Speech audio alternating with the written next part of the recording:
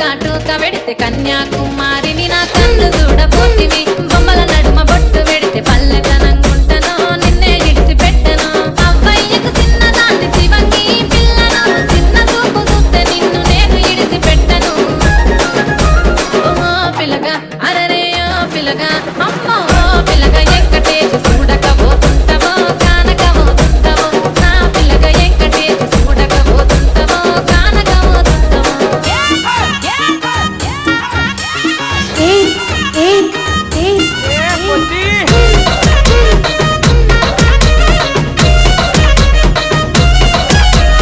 మన ఊరిలో నన్ను మించే అందం ఎవరికున్నదో అందగత్తె